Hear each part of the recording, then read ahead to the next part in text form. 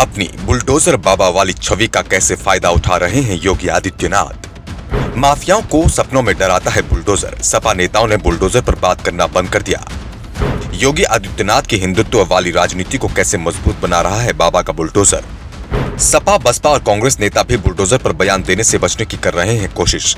बाबा के बुलडोजर का डर अब तक कानून व्यवस्था को चुनौती देने वालों में था, लेकिन अब ये डर राजनीतिक दलों के बीच भी बैठता जा रहा है। यूपी में बीजेपी के खिलाफ सपा ने विधानसभा में बुलडोजर को बड़ा मुद्दा बनाया था। सपा चीफ अखिलेश यादव ने अपने हर भाषण में बुलडोजर को बीजेपी नेतृत्व की तानाशाही की मिसाल के तौर पर पेश किया।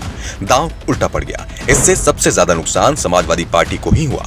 मतदाताओं ने बुलडोजर की राजनीति को खुले दिल से स्वीकार किया। योगी आदित्यनाथ की सभाओं में बुलडोजर दिखाई देने लगे थे, जिसे दिखाकर योगी उन लोगों को चेतावनी दे रहे थे जो कानून व्यवस्था को लेकर चुनौती बन रहे थे। जनता ने योगी पर भरोसा किया।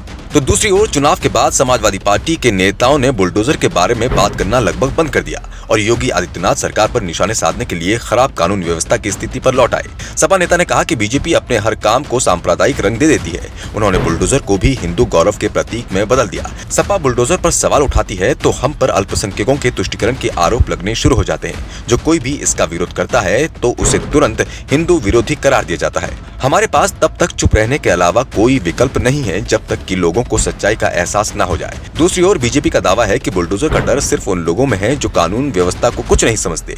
आम आदमी तो बुलडोजर से खुश दिखाई दे रहा है, क्योंकि इसके डर से ही सही लेकिन यूपी में अमन चैन बना है। नहीं तो सपा सरकार के समय कानून व्यवस्था की स्थिति क्या थी, इसकी चर्चा खुद सपा के नेता भी करने को तैयार नहीं होंगे। सपा के साथ कांग्रेस भी बुलडोजर को लेकर मुश्किल में दिख रही है। राज्य में कांग्रेस पहले से ही कमजोर हो चुकी है। कार्यकर्ता दिखाई नहीं देते, इसलिए पार्टी के बड़े आयोजन भी नहीं होते। एक साल से पार्टी की प्रदेश प्रभारी प्रियंका गांधी भी नहीं आई है। ऐसे में पार्टी नेताओं को समझ में नहीं आ रहा है कि किस रणनीति पर आगे बढ़ना है। इसलिए कांग्रेस बुलडोजर नीति पर कुछ भी बोलने को तैयार नहीं। दूसरी ओर बीजेपी नेताओं का दावा है कि अगर राजनीति में बुलडोजर इतना ही खराब है तो फिर राजस्थान में कांग्रेस सरकार इसे नहीं अपनाती। वैसे बुलडोजर नीति का सबसे ज्यादा इस्तेमाल बीजेपी शासित राज्यों में हो रहा है। यूपी के बाद इस नीति को मध्य प्रदेश ने अपनाया। गुजरात सरकार भी इस पर आगे बढ़ी है, लेकिन इसका राजनीतिक फायदा यूपी की योगी सरकार को ही मिला।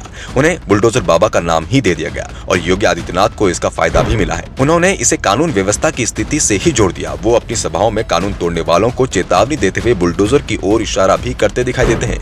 साफ है, जिसे विरोधी योगी आदित्यनाथ को घेरने के लिए बड़ा मुद्दा बनाने की कोशिश कर रहे थे, योगी ने उससे ही अपनी ताकत बना लिया। विपक्षी दल स्पष्ट रूप से बुलडोजर का मुकाबला करने से बच रहे हैं। ऐसे में लगता है कि आने वाले महीनों में बुलडोजर राजनीति को मजबूती मिलेगी, क्योंकि अभी भी यूपी में रोज कहीं न कहीं बुलडोजर एक्शन की खबरें आती रहती हैं। सपा का दावा है कि अभी ये एक्शन सिर्फ एक वर्ग पर हो रहा है और बीजेपी के लोग ही दावा करते हैं जिस वर्ग पर इस समय एक्शन हो रहा है वो बीजेपी को वोट नहीं देता। यानी अभी बीजेपी के विरोधियों पर बुलडोजर एक्शन चल रहा है, लेकिन जल्द ही लोगों को सही स्थिति का एहसास हो जाएगा।